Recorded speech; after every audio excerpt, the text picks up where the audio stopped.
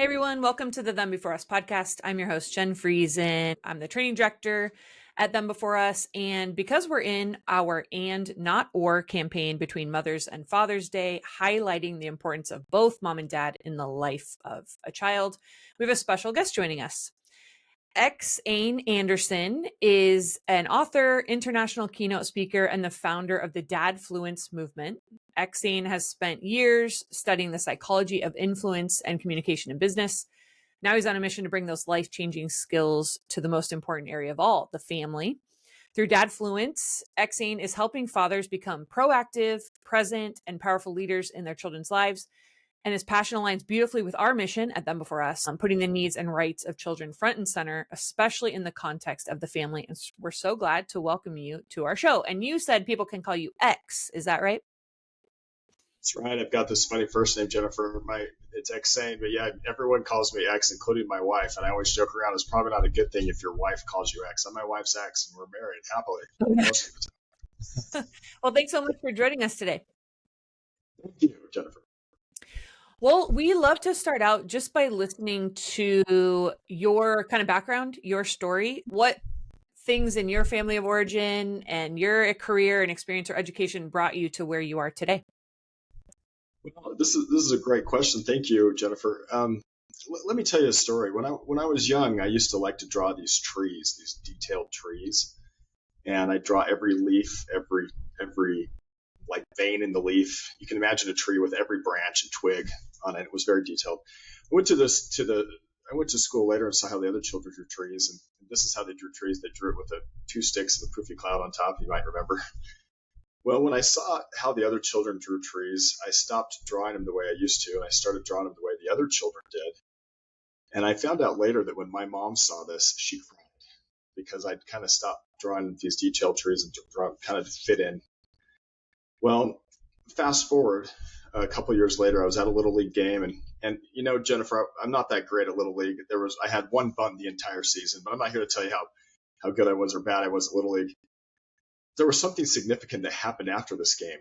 After this game, I came home and my mom complained of a very severe headache. In fact, she said it was worse than childbirth. Now, you know, I haven't experienced childbirth. I'm sure many of the listeners here have. But my dad, this wasn't my mom's thing. She didn't get headaches. It wasn't her thing. And it was so severe that he said, you know, I'm going to take mom to the hospital. I remember standing there in the front room of our home, and I gave my mom a hug, and I said, I love you, Mom. And then my mom and dad drove away. Well, I was a little concerned. I was 8 years old. I went to my uncle, who just happened to be visiting us at the time. By chance, I went to him and I said, is my mom going to die? And he said, no, she's not going to die. She probably just has a migraine. And I said, you promise my mom's not going to die? And he said, I promise she's not going to die. And I wanted to believe him. And I went downstairs and I climbed up on my bunk bed and tried to wait for my mom and dad to get home. And so I started reading this book. I still remember the book. It was a book about squirrels. Well, I waited and I waited for my parents to get home, and they didn't get home. And I probably stayed up till, 2 or 3 in the morning. The next day, I got off my bunk bed, anxious to see my parents, climbed off, and I went to the door to my room. And as I opened the door, there was kind of this long family room on the outside of the door. And as I opened it, I could see my dad on the other side of this family room.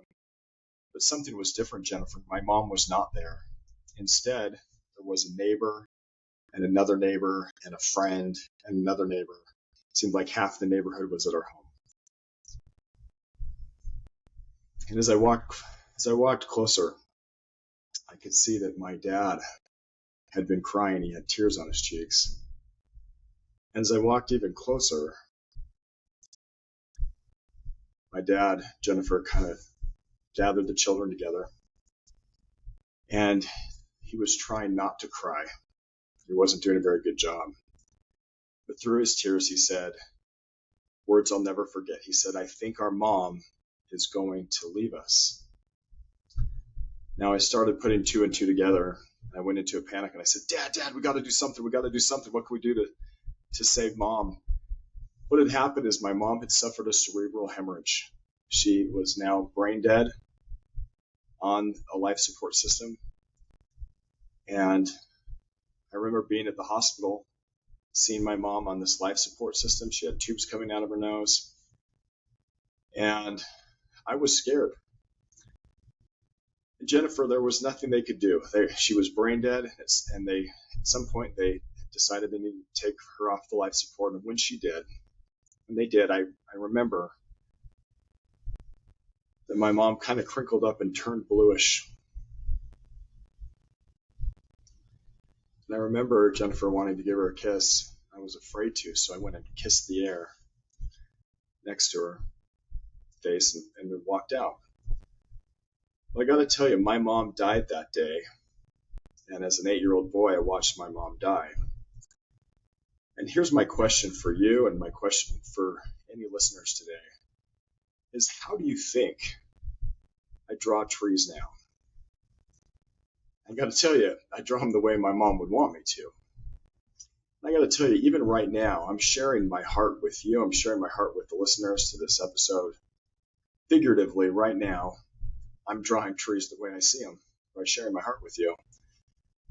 And I got to tell you, I'm in this unique position because there are many, many things that my mom did in the 8 years she was alive that now, about 40 years later, still profoundly affect me. They're affecting her grandkids who she never met. They're going to affect generations. And so for mothers out there who are listening, you may think that your influence and the little things you do don't matter.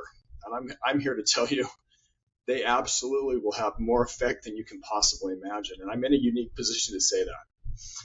And so I've felt lately, in the last year or so, that I need to do everything I can to help dads and moms and parents realize what an opportunity they have. So thank you for asking. That was a long answer, but I felt like I needed to get that out. Thanks, Jennifer. Thank you so much for sharing. I'm like subtly looking around to see if I have a tissue or anything close by my desk, but wow. And it's incredible just to think about in 8 years, the influence a mom has. And you had a big family, right? You have a lot of siblings. I do. I got to tell you, my dad and mom had 7 kids. She died at the age of 32. I was the second oldest. My youngest brother was only 7 weeks old. He was still breastfeeding when my mom died. And I got to tell you, her influence still permeates even his life. Who he never remembers her, obviously, and some of my younger siblings don't remember her. But I'll tell you, I can see it, and those who know my mom can see it. That the influence that a mother has is so profound. So for those of the audience here who are moms, please know you have a huge, huge impact, greater than you know. It's amazing. What did your dad do? He's by himself with 7 kids. Your dad obviously has been a huge influence and person who's been in your life. He was your only person. Yeah. Well, he's a great man, and he did end up getting married later, and they had one other child. So I have a total of 8 siblings, and but he always honored my mom's memory, and my stepmom, technically, she always was willing to honor my mom's memory as well. So, obviously it created some challenges for everybody, but it was there's no replacement for a good parent. And I've been blessed to have good parents, and I was blessed to have my mom for 8 years. So thank you for letting me share that story with your audience today, Jennifer. Yeah, of course. Thank you so much. In terms of kind of where you went with your career, it sounds like you went more into a business and corporate side of things, and now you've transitioned more into podcast space, speaking, and then trying to encourage dads specifically. What led you into business, and what transitioned you to be more of a coach and encourager to dads? Well, let me tell you this. I still do business. I still have, I still talk to a lot of people, but I've realized, sometimes I'll do a presentation for an audience and they want to learn about, how to influence people for good, which is one of the things I talk about. But what's way more important to them? And I've realized this after years of speaking to them. If they can influence their children, if they can find a way to influence their spouse or their troubled teen or someone in their personal life, that is so much more important to them, to me, to you, I'm guessing, and to the audience here. I've had a background where I've been able to. A lot of my background has been in sales. For example, I've done a lot of business to business sales. I've sold to governments. I've sold to associations. I've sold to big organizations. But the principles that allow you to, say, get into a high level director in New York are exactly the same principles that allow you to be a good parent and perhaps help influence your child to stop tantruming. I mean, they're the same. It's the exact same principles. They apply them. You apply them kind of in a different way, obviously, but it's the same principles. And I've just felt that, there was a wise man, Jennifer, who said something like this. If there's not enough good parents, there will never be enough police.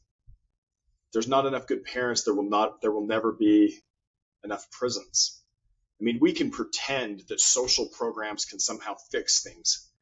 But when you see major problems in the world, when you see people who are being dishonest or committing fraud or being violent or all the kind, even wars. I mean, a lot of the issues we're seeing in the world right now had their root in an overheated or a neglected family, and trying to throw a few social programs at that is like trying to stop a tsunami with a few sandbags. It's noble, but it's not going to work. If we want to solve the problems we have in society, Jennifer, we have got to figure out a way to make people realize how important it is to be a dad, how important it is to be a mom, how important it is to have the ultimate opportunity to shape generations from now. We talk a lot at Them Before Us about the ramifications, especially of not having your dad in your home. You're touching on incarceration, criminality, violence, even things like childhood obesity or, health, education outcomes, on and on and on. And that's kind of the impact on children when they don't have dads. What would you say are the big things you've sort of identified as problems for dads, or the things that dads are really struggling with when it comes to being a good dad, a present dad, versus being a dad that maybe you're not involved in your kid's life, but what would you say are the biggest things that dads are struggling with? Oh, goodness. Truthfully, well, there's a number. Let's talk about a few.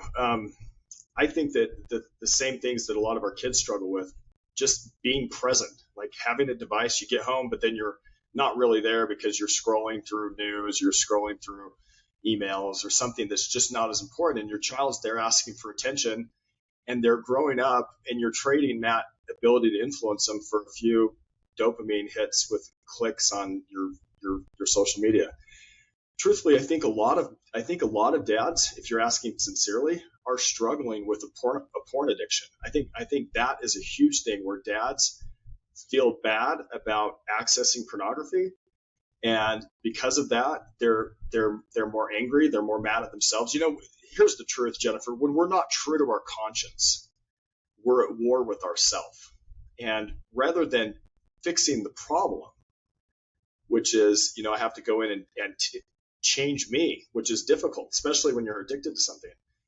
The natural tendency is to just take that war out on others. And so we see dads who, frankly, it's a huge plague. People who are addicted to pornography, and then they're coming home and they're being angry because they're really angry at themselves, and they're being abusive or just unkind. And so we need dads to step up and say, you know what? I'm going to take care of the stuff inside of me so that I can show up and be the best dad I can. And we have guys who may be addicted to work and say, I need to go keep up with the Joneses, and so I need to have a little bit bigger house or a nicer car. And they miss the entire boat of being able to help their children for a few extra dollars. I mean, let me give you one example here, Jennifer.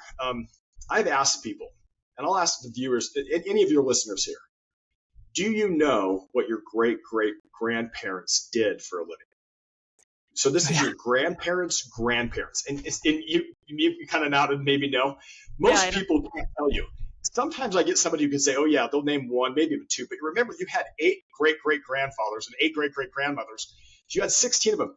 Nobody cares. Do you care if they had a cool horse or if they had a cool plow? Do you care how big their house was? Nobody cares. Well, here's the thing. Your great-great-grandchildren, those of you who are listening with children, are not going to care if you had a few extra square feet. They're not going to care if you had a little bit nicer car. It's going to be completely irrelevant. But let me give you an example of something. I live in the United States of America. Do you want to know why I live here?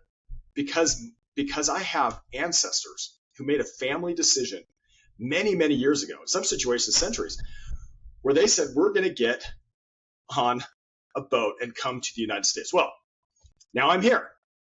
And that choice that they made hundreds of years ago in some situations is now affecting the language I'm speaking to you. It affects my economic opportunities. It affects my educational opportunities. It affects my religion. It affects so many things.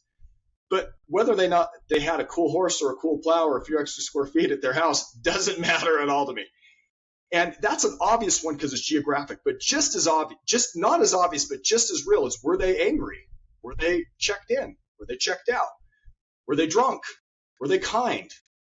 What kind of parent were they? And that can be passed down forever. So here's the stats. You could go to work, and I think there was a report, I think it was by McKinsey, that said that even the companies on the S&P 500, so these are the biggest companies, around, they're probably not going to make it past year 18. So even if, Jennifer, if you and I started a company and went huge, the chances that it makes it past year 18 aren't great. But the chances that the influence I have with my children will go on and on.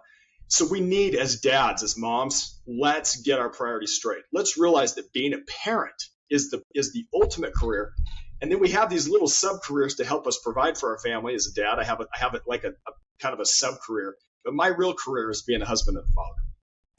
Yeah, it's so good. I feel like more conservative folks are really trying to promote that for women, because there's kind of been the girl boss movement and the feminist movement that was saying, it's not as important to stay home with your kids. It's important to go get a career.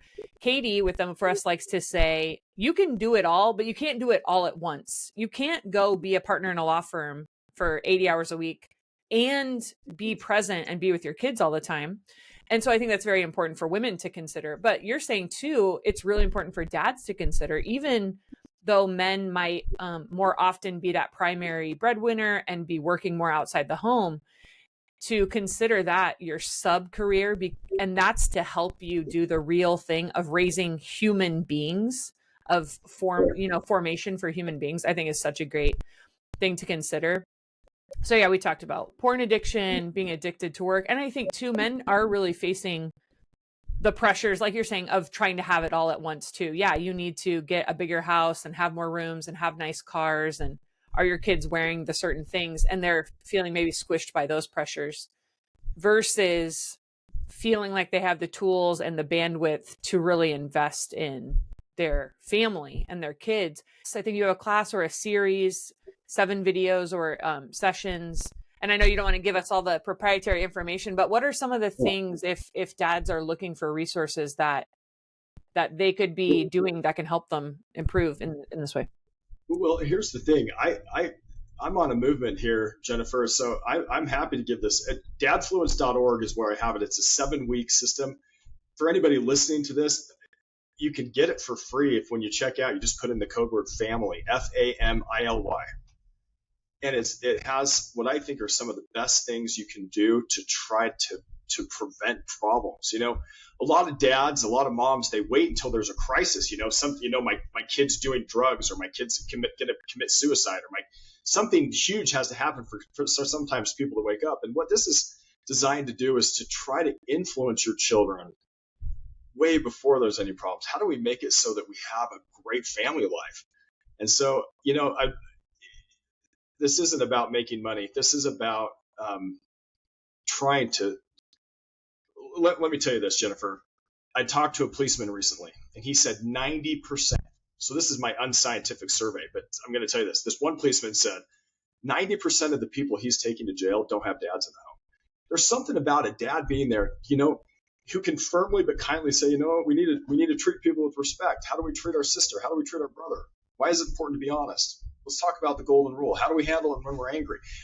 All of these things, dads are specially suited to do. In fact, kids are so much more confident when they have a dad who's checked in at home.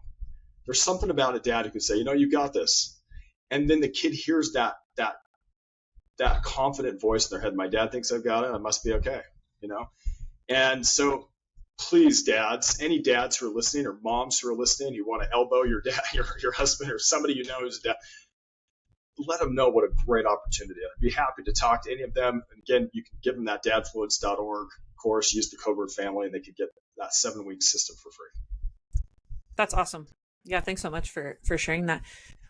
You have talked a little bit about the way dads go about some of these things is really important too. You know, some folks might think, you know, raised by a military dad's investment means I got to get you up at 7 a.m. You need to go run outside, you make your bed. It's kind of more about rules, and I'm going to be really hard on you and make sure I'm turning you into a man, which I think, you know, men are going to parent much differently than women in that way. We talk about that men are going to be much more likely to push competitiveness, to challenge, to push limits, to direct them to do hard work, to direct them to wrestle and be physical with each other, you know, and appropriately so, where women are a lot more likely to say cooperation, you need to work well with others, you need to be kind, you need to be generous, you know, but those are complementary things. That's not one's bad and one's good.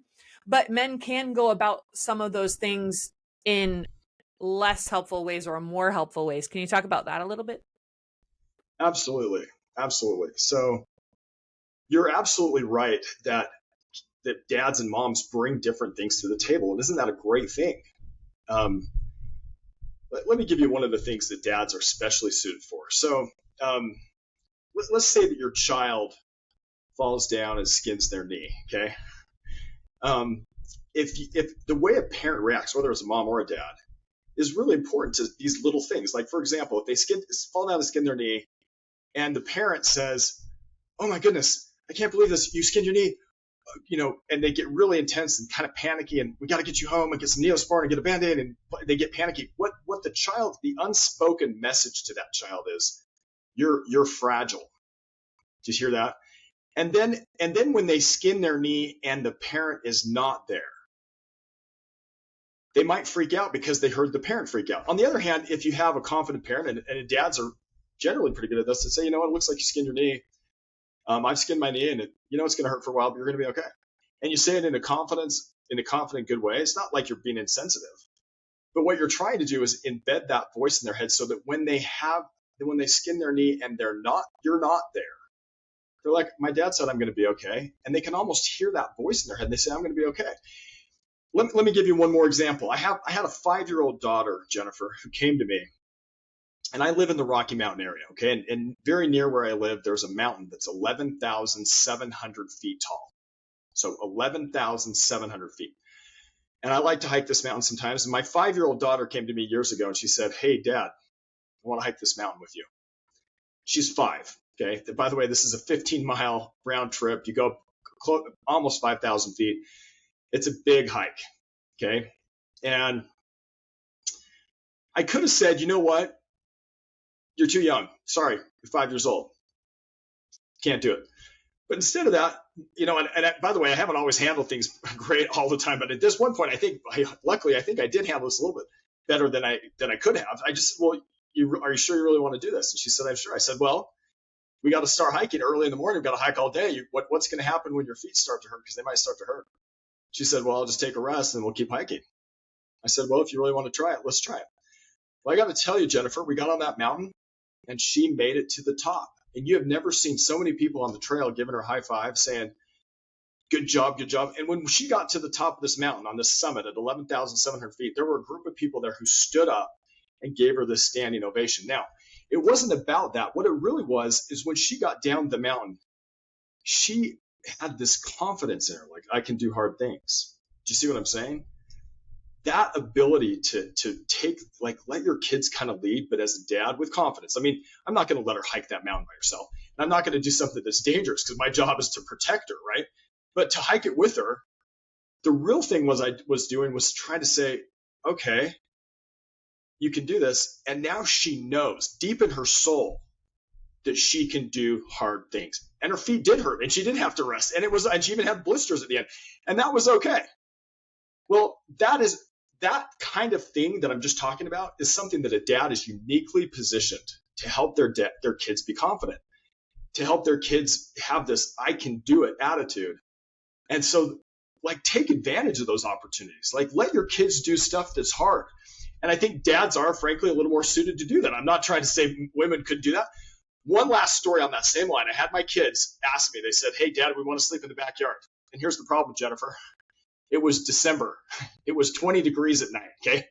And they said, we want to sleep in the backyard. And I could have done the same thing, which is like, hey, can't go in the backyard. But instead, I just said, okay, you really want to, I want you to know it's going to be 20 degrees. It's going to be below freezing. Let's talk about why you don't want to get wet when you're freezing. Let's talk about how you need to layer. Let's talk about this thing. And so what we did is we threw up a tent in the backyard, and I slept out in the tent with them, and we had this great time sleeping in freezing degree weather. And now there was this opportunity to help them learn survival skills or learn like principles of, how do you do this?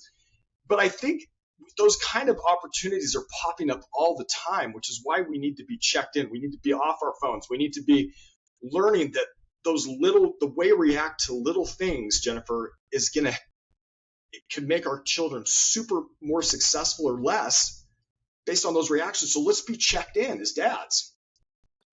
If your daughter had come to you and said, I want to hike this mountain, and you immediately were just thinking, well, tomorrow, on Monday, I have to go do this call, or your kids want to camp in the backyard, but that's uncomfortable for you. I just want to go sleep in my bed like normal. And you immediately shut those things down. Like you're saying, you miss an opportunity to build confidence, to challenge, to create these incredible memories with your kids. It's showing something really amazing to other people around as well. Some people have pointed out now, Elon Musk, we do not at Them Before Us say Elon Musk is father of the year, just in the sense of, yes, he's promoting having more kids and he's bringing kids into public spaces, but we would be like, it's better to be in your house, married to the mom with your kids. So that's our caveat from Them Before Us. But people have pointed, people have pointed out how neat it is that he's bringing one of his kids with him to places. It's kind of presencing children, I think, is really neat. So when people see you with your kid on the side of the mountain, it's communicating something incredible to other people as well. You've talked about being a good dad also has something to do with your daily habits. There's things you can try to cultivate daily that are helping you build those connections with your kids. Can you talk a little bit more about that? Yeah, truthfully, just having just like a daily devotional where you talk about real principles, where you talk about important things, where you can talk about, why it's important to align with these principles and not ignore them. I mean, the daily little things you do are really the big things.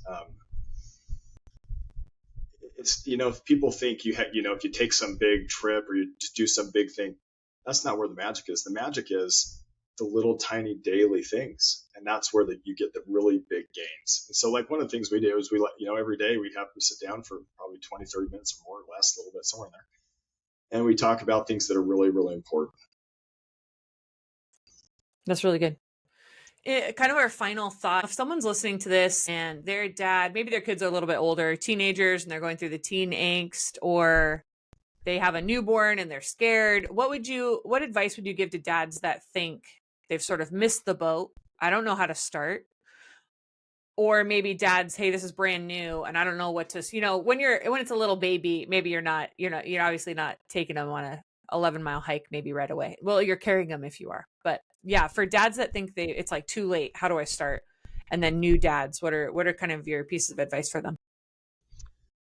Well, it's never too late to start. Start, let me tell you too, and then take a little bit of time to try to learn. I mean, how much time do you take to prepare for your careers? A lot of people have gone to school for years and years, and some, or to learn a trade, or to get certified in some sort of something that makes it so they can provide. But how much time do we take to just learn to be a better dad? Let me give you one example. There's a book called The Power of Positive Parenting by Glenn Latham. One of the best books out there. In fact, it's called The Power of Positive Parenting by Glenn Latham. It changed the way I parented. One book, it basically said, the whole premise of the book, Jennifer, was, behaviors are like seeds and attention is like water. And if you water certain behaviors, they get bigger. Well, the problem is a lot of dads, going back to the first part here, a lot of dads, the kid comes in, they say, I can't believe you didn't make your bed and you stayed up till 3 a.m. and you're getting a C- in math. And they're bringing up all these negative things when the research shows that if we can catch our kids doing something right, our ability to influence them will go through the roof. Let me give you one example from this book. The book talks about this boy who's being sent to the principal's office all the time. And this counselor comes in and says, it was such a big deal. They got a counselor to kind of watch to see what was going to happen. So she sat in this classroom. I hope I'm telling the story right. Something close to this. The boy, every time the counselor observed that he was doing a lot of things right. He was listening. He was obeying directions. But as soon as he'd do something wrong, the teacher would say, "Oh, there you go," and write his name on the board. Then he'd do something else wrong, and he'd get a check mark. Then he'd do something else and get another check mark. Soon he had enough check marks to be sent down to the principal's office. And so this teacher was literally, like, if you imagine I have a pitcher of water, she was literally watering the behavior she did not want to see grow with attention. Then when he gets down to the principal's office, the principal, the girl at the desk there said, "Oh, I knew you'd be here." She sat him right next. Had him sit down next to this window. And then the bell rang, and it was lunch, and all the kids were coming by and waving. So he was getting doubly reinforced. He was getting a lot of attention from his friends and from the teacher for doing something wrong. And the counselor said, "You know what? This is actually predictable behavior. He's getting almost no attention for doing what's right and a ton of attention for doing what's wrong." Well, what if we as dads started keying in and being like, "Wow, you got up and you made your bed. I didn't even have to ask you. That was awesome. Hey, I love all the effort you're putting into that math problem. Good job. Hey, I love it how you're sharing with your brother there. I love it how you're being calm. The way you're talking to me right now is really calm, and it's helpful for things." If we catch our kids doing something right, they found that that's the most effective way to shape human behavior in the long term. It's not by pointing out the negatives. So you don't have to be this, army sergeant like you were talking about. You can be firm but kind and point out what they're doing right. Well, that book changed me. Anyone who's listening, go get that book. By the way, I don't get anything. I want you to know, I don't get any. I'm not affiliated with anyone in this book, but it's such a good book that could change the way you as a parent. That's awesome. I feel like there's so many ways, for teachers to be doing that, for coaches to be doing that. Yeah, for anyone who is working with kids or has kids. Okay, well, EksAyn, where can people find you? Thanks so much. You said dadfluence.org to go find the program or the series and put in family as the coupon code and people can get it for free. But where else can people find your work? So my business site is EKS Influence. So my first name is EKS. You say it X. EKSinfluence.com. I speak to groups all over the country, even a little internationally now. But even when we're speaking to groups about business, I'm always trying to let people know that business is not the most important thing. You can find me at the business site, EKSinfluence.com or dadfluence.org. And love to chat, connect with any of you who are on the same mission. Awesome. Well, thank you so much for your time. Thanks for the work that you're doing to help encouraging dads to be good dads, present dads. It's so important. Like we agree, them for us, you agree. This is civilizational matters. Family and the strength of families are so important. So we're so appreciative of your work and your voice. Thanks, Jennifer. Such an honor to be on your show. Really appreciate you.